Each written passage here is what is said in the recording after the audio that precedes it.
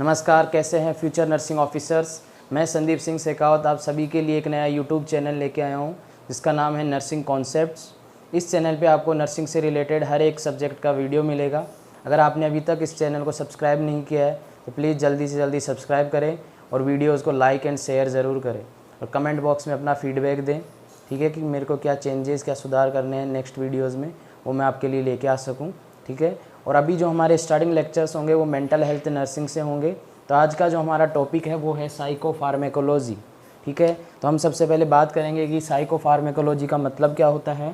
तो सबसे पहली चीज़ फार्मेकोलॉजी। फार्मेकोलॉजी का मतलब सिंपल वर्ड्स में देखें तो फार्मेकोलॉजी का मतलब होता है स्टडी ऑफ ड्रग्स, ठीक है, कि जो ड्रग्स की स्टडी होती है उसको हम सिंपली कहते हैं फार्मेकोलॉजी। बट यहाँ पे एक नया वर्ड और ऐड हुआ है साइको, जिसका मतलब होता है माइंड या सोल। तो अगर हम कंप्लीट बात करें साइकोफार्मेकोलॉजी की तो साइकोफार्मेकोलॉजी का कंप्लीट मतलब हो जाएगा कि ऐसी ड्रग्स की स्टडी करना जिनको अपन मेंटल इलनेस या मेंटल डिसऑर्डर्स को ट्रीट करने के लिए जो ड्रग्स अपन यूज़ कर रहे हैं उनकी स्टडी को कहते हैं साइकोफार्मेकोलॉजी, ठीक है। साइकोफार्मेकोलॉजी का मतलब study of the drugs which are use to treat the mental disorder is known as psychopharmacology, ठीक है। दूसरी चीज़ आती है हमारे सामने एक टर्म साइकोटिक ड्रग, ठीक है। साइकोटिक ड्रग्स क्या होती हैं? देखो, साइकोटिक ड्रग्स ऐसी ड्रग्स होती हैं जो कि मेंटल डिसऑर्डर्स को ट्रीट करने के लिए हम यूज़ करते हैं। और ये जो ड्रग्स होती है, ये हमारी ड्रग्स जो होती हैं साइकोटिक ड्रग्स मेंटल डिसऑर्डर को ट्रीट करती हैं, साथ ही साथ मेंटल फंक्शनिंग के साथ में भी इंटरफेयर करती है। कैसे इंटरफेयर करने का मतलब, फॉर एग्जांपल मैं डिप्रेशन का लूँ तो डिप्रेशन में क्या होता है कि जो सेरोटोनिन है, 5-HT है या नॉरएपिनेफ्रिन है, इसका लेवल जो होता है वो डिक्रीज़ हो जाता है या कम हो जाता है। अब ये क्या करेंगी, अपन दे रहे हैं ताकि डिप्रेशन ट्रीट हो, ठीक है। ट्रीट करेंगी कि कैसे ट्रीट करेंगी, ये जो मेंटल फंक्शनिंग है जिसमें न्यूरोट्रांसमीटर का लेवल गिर चुका है उस लेवल को इंक्रीज करके, तो कहीं ना कहीं ये मेंटल फंक्शनिंग से क्या कर रही है, इंटरफेयर कर रही है। तो साइकोटिक ड्रग्स ऐसी ड्रग्स होती हैं जो कि मेंटल डिसऑर्डर को ट्रीट करती है, ठीक है, और साथ ही साथ हमारे मेंटल फंक्शनिंग को भी इंटरफेयर करती है। बात क्लियर है? ठीक है। नेक्स्ट हम मूव करते हैं। साइकोटिक ड्रग्स पढ़ने से पहले एक बार हम जो क्लासिफिकेशन है मेंटल डिसऑर्डर्स का वो देख लेते हैं, क्योंकि ये जो क्लासिफिकेशन है हमें हेल्प करेगा जो हम ड्रग्स का इंडिकेशन या यूजेस पढ़ेंगे उसमें। तो देखो, मेंटल डिसऑर्डर्स को मैं यहाँ पे शॉर्ट में MD लिख रहा हूँ, mental disorders. Mental disorders are of 2 type. Mental disorders 2 types के होते हैं। वन इज साइकोसिस एंड सेकेंड इज न्यूरोसिस, ठीक है। मेंटल डिसऑर्डर्स कितने टाइप्स के? 2 प्रकार के, एक साइकोसिस और एक न्यूरोसिस। अब देखो, साइकोसिस और न्यूरोसिस में क्या डिफरेंस है? सिंपल डिफरेंस है, कोई ज़्यादा बड़ा नहीं है। 3 चीज़ें याद रखनी है। साइकोसिस में जो पर्सन होगा वो रियलिटी के बारे में अवेयर नहीं होगा, ठीक है, नॉट अवेयर टू रियलिटी। दूसरी चीज़, जो साइकोसिस है ये मेजर मेंटल डिसऑर्डर है या सीवियर मेंटल डिसऑर्डर जो होते हैं वो साइकोसिस होते हैं। आपको देखो, मेजर है या सीवियर है तो पर्सन को आपको हॉस्पिटलाइजेशन करना पड़ेगा, तो इसमें हॉस्पिटलाइजेशन की रिक्वायरमेंट पड़ती है, ठीक है। साइकोसिस में पर्सन को रियलिटी के बारे में अवेयर नहीं रहता है और ये मेजर मेंटल डिसऑर्डर होती है दूसरी चीज़, और तीसरी हॉस्पिटलाइजेशन की इसमें रिक्वायरमेंट पड़ती है। न्यूरोसिस की बात करूँ, न्यूरोसिस इसके एकदम अपोजिट है। न्यूरोसिस में क्या होगा कि जो पर्सन होगा वो रियलिटी के बारे में अवेयर रहेगा, ठीक है। दूसरी चीज़, माइनर मेंटल डिसऑर्डर होते हैं न्यूरोसिस, और तीसरी माइनर है या लेस सीवियर है तो हॉस्पिटलाइजेशन की इसमें रिक्वायरमेंट नहीं पड़ती, नॉट रिक्वायर हॉस्पिटलाइजेशन, ठीक है। क्लियर है? देखो, साइकोसिस और न्यूरोसिस का डिफरेंस क्लियर है। 3 चीज़ें याद रखनी है, एक में अवेयर होगा, एक में नॉट अवेयर, दूसरा माइनर मेंटल डिसऑर्डर है, एक मेजर मेंटल डिसऑर्डर है, और हॉस्पिटलाइजेशन की रिक्वायरमेंट एक में पड़ती है और एक में नहीं पड़ती है। अब देखो, अपन क्लासिफिकेशन देख रहे थे मेंटल डिसऑर्डर का, तो 2 टाइप्स के मेंटल डिसऑर्डर होते हैं, साइकोसिस और न्यूरोसिस, ठीक है। साइकोसिस जो होता है उसको फर्दर 2 टाइप्स में क्लासीफाई किया गया। कितने टाइप्स में क्लासीफाई किया गया? 2 टाइप्स में। पहला होता है आपके पास में ऑर्गेनिक, क्या होता है? ऑर्गेनिक। दूसरा होता है आपके पास में फंक्शनल, दो टाइप, ऑर्गेनिक, फंक्शनल। फिर ऑर्गेनिक को 2 टाइप्स में क्लासीफाई किया गया। 2D से आप इसको रिप्रेजेंट कर सकते हो, किससे? 2D। 2D मतलब एक डी तो हो गया delirium and second D is dementia. ठीक है, बात करूं अगर फंक्शनल में, तो फंक्शनल को भी फर्दर 2 टाइप्स के अंदर डिवाइड किया गया है। फर्स्ट है आपके सामने सिजोफ्रेनिया, ठीक है, and second is mood affective disorder, MAD means mood affective disorder. Mood affective disorder are of 2 type, one is mania and second is depression. ठीक है, ये है साइकोसिस का क्लासिफिकेशन। अब देखेंगे न्यूरोसिस में, तो न्यूरोसिस में आपके पास में चीज़ें आती हैं। एक तो एंजाइटी, कौन कौन से डिसऑर्डर आते हैं न्यूरोसिस में? Anxiety, phobia, hysteria, OCD obsessive compulsive disorder, जिसका दूसरा नाम है ऑब्सेसिव कंपल्सिव न्यूरोसिस भी, और DCD। ठीक है, तो ये क्लासिफिकेशन है मेंटल डिसऑर्डर का। ठीक है, ये हमने नॉलेज के लिए देखा, बाकी अभी इधर हमारे इतना इंपॉर्टेंट नहीं है, नॉलेज के लिए देखा है। ठीक है, अब हम जो हमारा टॉपिक है उस पर आते हैं दोबारा से। हम बात कर रहे थे साइकोटिक ड्रग्स की। किसकी बात कर रहे थे? साइकोटिक ड्रग्स की।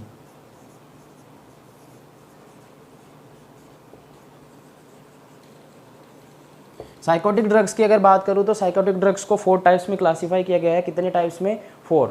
नंबर 1, 4 टाइप्स में क्लासीफाई किया गया है। Number 1 is anti psychotic, number 1 is anti psychotic.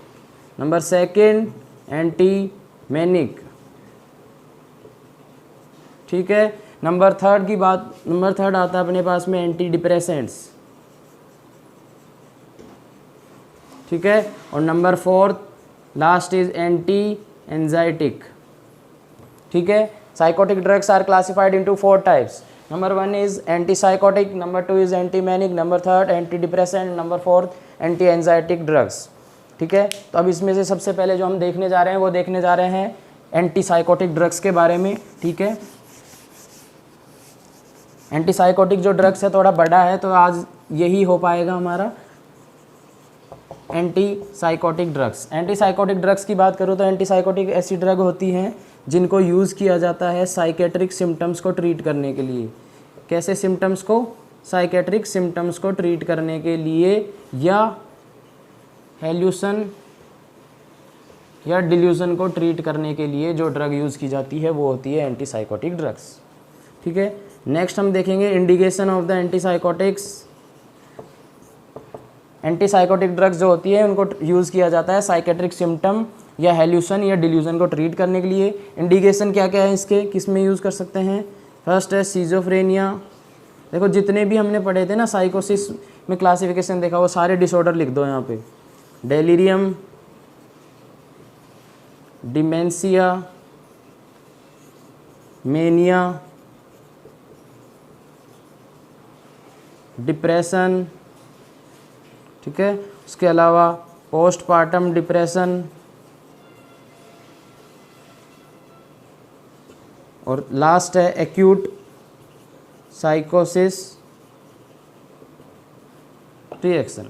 तो अपन किस किस में इसका इंडिकेशन है एंटीसाइकोटिक्स का? Schizophrenia, delirium, dementia, mania, depression, postpartum depression और एक्यूट साइकोसिस रिएक्शन। इनके अंदर अपन इस चीज़ को यूज़ कर सकते हैं। अब आती है कि ये जो ड्रग है ये किस प्रकार से काम करती है या किस तरीके से हमारे मेंटल डिसऑर्डर्स को ट्रीट करती है। तो देखो ये क्या करती है कि जो भी साइकोटिक जो होते हैं ना, साइकेट्रिक सिम्टम्स, वो सारे अराइज होते हैं कब? जब डोपामिन का लेवल बढ़ जाता है। ठीक है, डोपामिन के लेवल बढ़ने की वजह से ये साइकेट्रिक सिम्टम्स अराइज होते हैं। तो अब ये जो एंटीसाइकोटिक्स है इनका मैकेनिज्म ऑफ एक्शन क्या होगा? मैकेनिज्म ऑफ एक्शन इनका ये होगा, ये क्या करेंगे, ये जो लेवल बढ़ रहा है डोपामिन का उसको डिक्रीज करेंगे। क्या करेंगे? डिक्रीज। और हमने पढ़ा था कि साइकोटिक ड्रग्स ऐसी ड्रग्स होती हैं जो मेंटल फंक्शनिंग के साथ में इंटरफेयर कर रही है।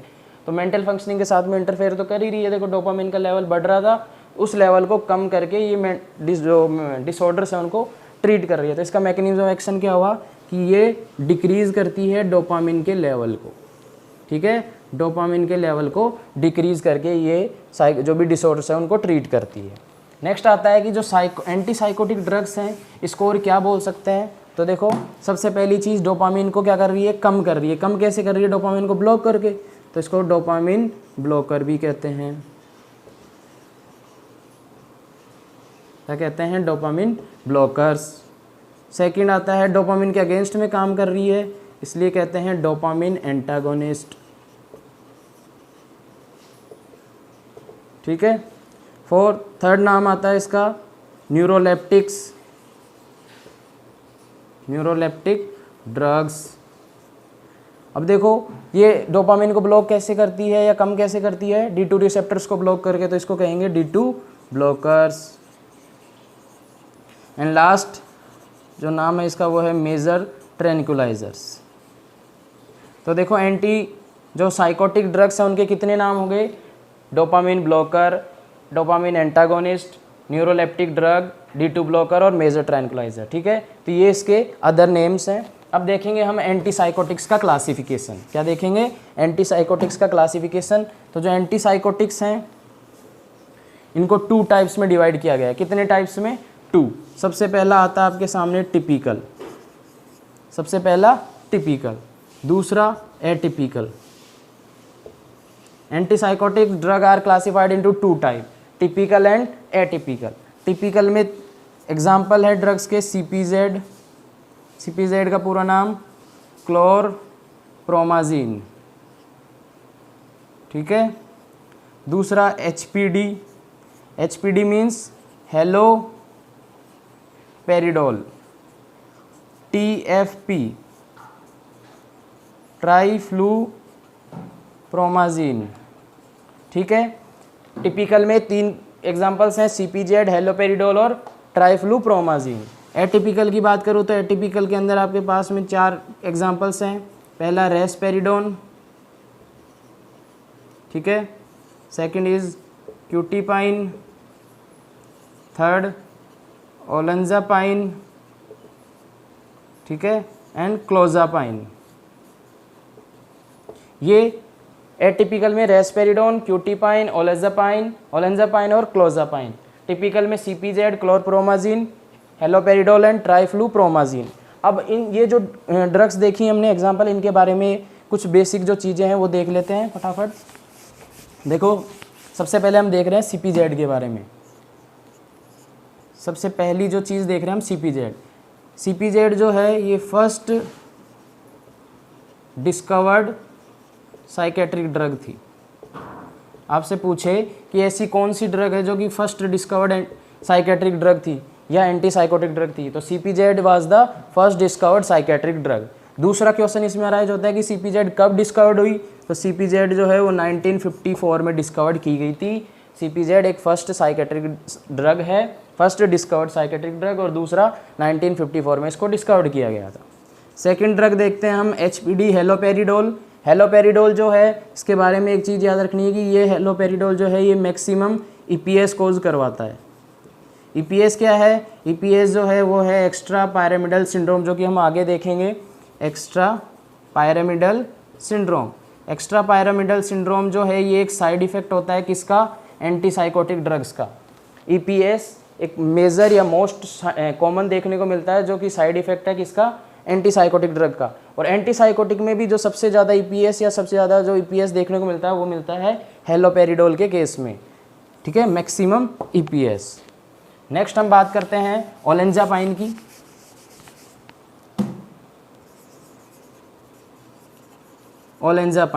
ओलेंजापाइन की बात करूँ तो ओलेंजापाइन जो है ये इसका जो साइड इफ़ेक्ट है वो है मैक्सिमम वेट गेन। क्या करवाती है, मैक्सिमम वेट गेन करवाती है ओलेंजापाइन। अब देखो क्या कारण है मैक्सिमम वेट गेन के कारण। पहली चीज़ तो ओलेंजापाइन को एपेटाइट ड्रग या एपेटाइज़र भी कहते हैं। क्या कहते हैं, एपेटाइट ड्रग या एपेटाइज़र। एपेटाइट ड्रग या एपेटाइज़र का मतलब ऐसी ड्रग जो क्या करवाए, एपेटाइट इंड्यूस करवाए। अब देखो पर्सन को अगर ओलेंजापाइन दोगे तो उसको एपेटाइट लगेगी तो ज़्यादा ईटिंग करेगा तो उसका वेट गेन होगा। इसलिए ओलेंजापाइन का जो सबसे मोस्ट कॉमन साइड इफ़ेक्ट है वो है कि ये वेट गेन करवाती है बहुत ज़्यादा। इसलिए आपको ओलेंजापाइन कभी भी ओबेज पेशेंट को नहीं देनी है। कैसे पेशेंट को नहीं देनी है? ओबेज को। ऐसा पेशेंट जो कि मोटा है उसको कभी भी आपको ओलेंजापाइन नहीं देनी है, क्योंकि वो क्या करवा देगी? वेट गेन करवा देगी, इसलिए ओलेंजापाइन हम नहीं देंगे। ठीक है, नेक्स्ट बात करते हैं क्लोजापाइन की।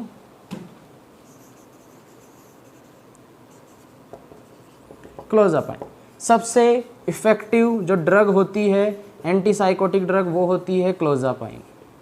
सबसे इफ़ेक्टिव जो ड्रग होती है एंटीसाइकोटिक ड्रग्स में, जितने भी ड्रग हैं उनमें से सबसे जो इफ़ेक्टिव ड्रग होती है वो होती है ओलेंजापाइन। इसलिए इसको बेस्ट ड्रग भी कहा जाता है। क्या कहा जाता है? Best drug. ठीक है, क्यों इफ़ेक्टिव होती है? क्योंकि ये मिनिमम ईपीएस कोज करती है। जितनी भी हमने ड्रग पढ़ी, देखो एंटीसाइकोटिक्स का साइड इफेक्ट होगा ईपीएस, बट जितनी भी ड्रग्स हैं उनमें से सबसे कम जो ईपीएस कोज करती है वो कोज करती है क्लोजापाइन। ठीक है, तीसरी चीज़, क्लोजापाइन को रिजर्व ड्रग भी कहते हैं। क्या कहते हैं? Reserve drug. ये था हमारे सामने, जितनी भी ड्रग्स थी उनके बारे में हमने देखा।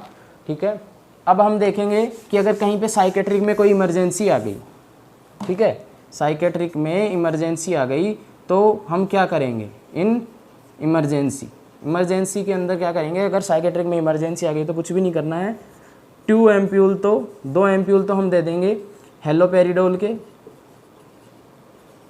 ठीक है, और उसके साथ में 1 एम्प्यूल देंगे प्रोमिथाजीन का। किसका? प्रोमिथाजीन का। अगर साइकेट्रिक में कहीं पे भी इमरजेंसी आ गई तो आपको कुछ भी नहीं करना है, 2 एम्प्यूल हेलोपेरिडोल के और 1 एम्प्यूल प्रोमिथाजीन का देंगे। किस लिए दे रहे हैं? ताकि जो हेलोपेरिडोल है उसका इफेक्ट को कम कर सके। ठीक है, ये क्लियर है। नेक्स्ट देखो कि हमने देखा था कि एंटीसाइकोटिक्स जो है उनका साइड इफेक्ट, तो एंटीसाइकोटिक की में साइड इफेक्ट जो है उसमें dry mouth, mydriasis, impotency, urinary retention, उसके अलावा एग्रेनुलोसाइट, ये सब चीज़ें देखने को मिलती है। ठीक है, बट जो मोस्ट कॉमन साइड इफेक्ट है वो हम देखेंगे ईपीएस के बारे में। ईपीएस के बारे में हम थोड़ा ब्रॉड करके पढ़ेंगे। ठीक है, और ईपीएस में पढ़ने से पहले एक चीज़ और मिस हो गई, वो थी कि जो क्लोजापाइन है, जब भी हम क्लोजापाइन दे रहे हैं तो आपको एक चीज़ ध्यान में रखनी है, जो टीएलसी काउंट है, टोटल ल्यूकोसाइट काउंट, उसको रेगुलरली मॉनिटर करते रहना है। क्यों? क्योंकि क्लोजापाइन जो है ये क्या कोज करती है? ल्यूकोसाइटोपिनिया, मतलब डब्ल्यूबीसी के काउंट को कम करती है क्लोजापाइन। इसलिए जब भी आप क्लोजापाइन दे रहे हैं तो टीएलसी को रेगुलरली मॉनिटर करना है, ये बात ध्यान में रखनी है। ठीक है, अब हम देख रहे थे ईपीएस के बारे में। ईपीएस का पूरा नाम होता है एक्स्ट्रा पायरामिडल सिंड्रोम। क्या नाम होता है? Extra pyramidal syndrome. देखो, जो एक्स्ट्रा पायरामिडल सिंड्रोम होता है, सिंड्रोम का मतलब group of sine and symptom, तो इसमें जो group of sine and symptom देखने को मिलते हैं वो देखने को मिलता है आपके पास में सबसे पहला सूडो पार्किंसनिज्म। सूडो पार्किंसनिज्म जो होता है इसमें 3 चीज़ें देखने को मिलेगी। सबसे पहली, जो पर्सन होगा उसका जो गेट होगा वो एबनॉर्मल होगा। ठीक है, मास्क लाइक फेस मतलब फेस पे कोई भी एक्सप्रेशन नहीं होंगे। और थर्ड, ट्रीमर्स। ठीक है, देखो एक्स्ट्रा पायरामिडल सिंड्रोम मतलब ग्रुप ऑफ साइन सिम्टम। तो पहला साइन सिम्टम सूडो पार्किंसनिज्म में भी आपको एबनॉर्मल गेट देखने को मिलेगा, सूडो पार्किंसनिज्म का मतलब, और मास्क लाइक फेस होगा, ट्रीमर देखने को मिलेंगे, तो मतलब सूडो पार्किंसनिज्म। दूसरा, एक्स्थीसिया में क्या होता है कि जो पर्सन होता है उसको बहुत ज़्यादा अर्ज होती है मूव करने की। ठीक है, बहुत ज़्यादा अर्ज होती है, अर्ज टू मूव, जिसकी वजह से जो पर्सन है वो बैठता नहीं है। इसलिए ये जो एक्स्थीसिया, इसको वोकीज एंड टोकीज भी कहते हैं। क्या कहते हैं? वोकीज एंड टोकीज। देखो, एक्स्थीसिया में क्या होता है, जो पर्सन है उसको बहुत ज़्यादा अर्ज होती है मूव करने की, इसलिए वो बैठता नहीं है, इसलिए उसको कहते हैं वोकीज एंड टोकीज भी कहते हैं। किसको? एक्स्थीसिया को। ठीक है, ये 2 हो गए।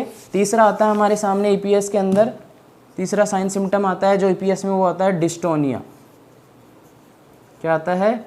डिस्टोनिया में क्या होता है कि जो मसल्स हैं नेक की, उनका इनवॉलेंटरी मूवमेंट होता है, साथ ही साथ जो एक्स्ट्रा ऑक्यूलर मसल्स हैं आई की, उनका भी इनवॉलेंटरी मूवमेंट होता है, बट मूवमेंट किधर होगा?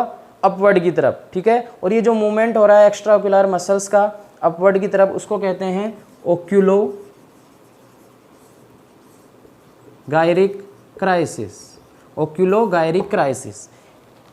डिस्टोनिया में क्या होगा, जो इन्वॉलेंटरी मूवमेंट होगा नेक की मसल्स का, और जो आई की मसल है एक्स्ट्रा ओक्यूलर मसल उसका किधर की तरफ, अपवर्ड की तरफ, उसको कहेंगे ओक्यूलोगायरिक क्राइसिस। और ये जो ओक्यूलोगायरिक क्राइसिस है, इस कंडीशन को आप मैनेज कर सकते हो। कैसे मैनेज कर सकते हो?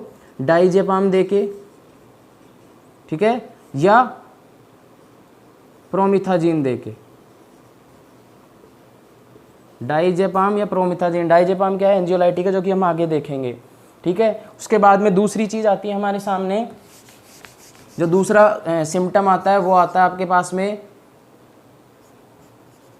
टरडाइव डिस्काइनेसिया, ठीक है। इसमें क्या होता है, इसमें क्या होगा कि जो टरडाइव डिस्काइनेसिया, इसमें क्या होगा, जो ग्रुप ऑफ मसल्स हैं उनका स्टीरियोटाइप मूवमेंट होता है। स्टीरियोटाइप मतलब ऐसा मूवमेंट जो कि रिपीटेटिव हो और कोई एम का ना हो, मतलब कोई पर्पस का ना हो, ठीक है।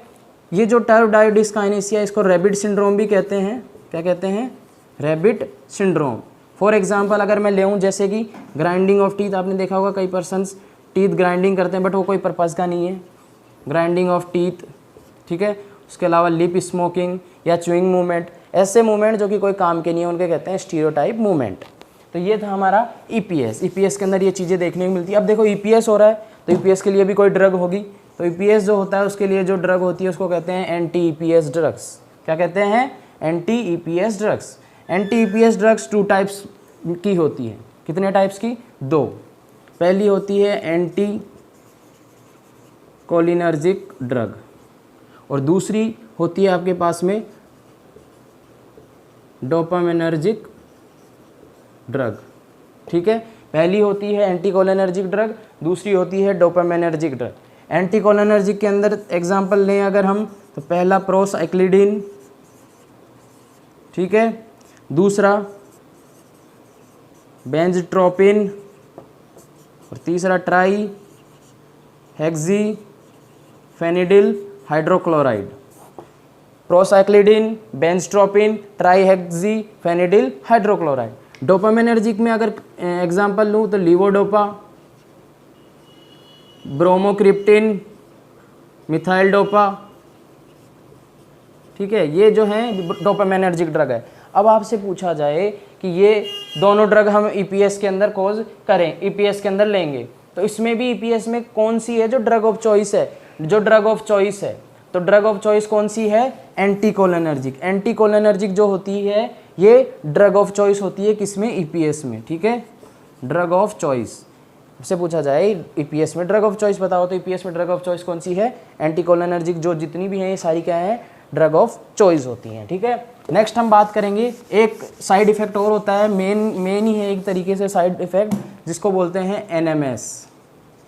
ये भी एंटीसाइकोटिक्स का साइड इफेक्ट है, एनएमएस। एनएमएस का पूरा नाम neuro leptic malignant syndrome, neuroleptic malignant syndrome. Neuroleptic malignant जो सिंड्रोम है ये एक लाइफ थ्रेटनिंग कंडीशन है।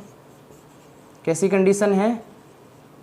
लाइफ थ्रेटनिंग कंडीशन है, और इसके अंदर जो बीपी होती है वो अनस्टेबल होती है या फ्लक्चुएटिंग बीपी होती है, मतलब बीपी कभी बढ़ती है कभी डिक्रीज होती है। तीसरी चीज़ हाइपरपायरेक्सिया देखने को मिलेगा आपको इसमें, और फोर्थ जो कॉन्शियसनेस लेवल होता है वो अल्टर्ड हो जाता है। क्या हो जाता है? अल्टर्ड हो जाता है क्या? Consciousness level. Neuroleptic malignant syndrome NMS life threatening condition है। बीपी जो होती है अनस्टेबल या फ्लक्चुएटिंग बीपी होती है। हाइपरपायरेक्सिया मतलब फीवर देखने को मिलता है बहुत ज़्यादा 100 डिग्री फ़ारेनहाइट से ऊपर, और अल्टर्ड कॉन्शियसनेस लेवल हो जाता है। अब देखो अगर एनएमएस हो गया तो एनएमएस के लिए अपन क्या करेंगे, तो एनएमएस जो होता है उसके लिए जो ड्रग ऑफ चॉइस होती है वो होती है एक तो मसल रिलैक्सेंट्स। क्या होती हैं? Muscle relaxant. मसल रिलैक्सेंट जैसे कि डेंट्रोलिन, ठीक है। उसके अलावा डोपामिनर्जिक ड्रग, डोपामिनर्जिक में जैसे कि ब्रोमोक्रिप्टिन हो गई, लीवोडोपा, मिथाइल डोपा, ये हम देंगे, ठीक है। तो यहाँ पे 2 क्वेश्चन बनाए, एक तो कि ड्रग ऑफ चॉइस बताओ ईपीएस में, तो ड्रग ऑफ चॉइस ईपीएस में anticholinergic. Drug of choice in NMS neuromalignant syndrome में मसल रिलैक्सेंट जिसमें डेंट्रोलिन, और दूसरा डोपामिनर्जिक ड्रग। ये दोनों ड्रग ऑफ चॉइस होती है किसमें? एनएमएस में, ठीक है। ये बातें क्लियर। अब एक चीज़ देखो, जब भी हम एंटीसाइकोटिक ड्रग्स दे रहे हैं, जब भी हम एंटीसाइकोटिक ड्रग दे रहे हैं तो हमें क्या चीज़ें याद रखनी है, 2 चीज़ें याद रखनी है। सबसे पहली, अवॉइड करना है किसको किसको, अल्कोहल को, स्मोकिंग को, टोबैको को और टी को। इन चीज़ों को अवॉइड करना है जब भी आप एंटीसाइकोटिक ड्रग दे रहे हैं। क्यों? क्योंकि ये जो चीज़ें हैं ये क्या करेंगी, जो इफ़ेक्ट है उसको कम कर देती है। क्या कर देती है? कम कर देती है। इसलिए आपको ये चीज़ नहीं देनी है। दूसरी, एंटासिड जो होते हैं ना उनको भी अवॉइड करना है। किसको अवॉइड करना है? एंटासिड को। क्यों? क्योंकि एंटासिड्स क्या करते हैं, जो एब्जॉर्प्शन है उसको कम कर देते हैं। उम्मीद करूँगा कि आपको ये समझ में आया होगा। थोड़ा बड़ा था इसलिए टाइम लग गया थोड़ा। बाकी जो हमारे बचा हुआ पार्ट है वो आपको सेकंड वीडियो में देखने को मिलेगा। ठीक है, जय हिंद। और अगर आपने अभी तक इस चैनल को सब्सक्राइब नहीं किया है तो प्लीज़ सब्सक्राइब करें जल्दी से जल्दी, और कमेंट बॉक्स में अपना फीडबैक देना ना भूलें। ठीक है, गुड लक।